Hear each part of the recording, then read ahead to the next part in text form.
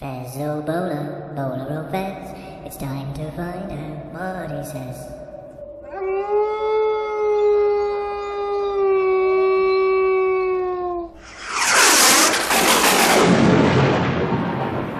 Obviously, I bought a vampire motorcycle as rubbish, but is it entertaining rubbish?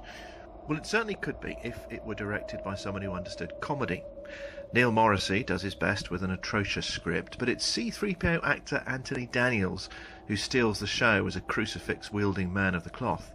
The gore is effective, and there are some fun moments, but this vehicle is in dire need of an MOT. Stay tuned to see if I give this a bowler or a fez.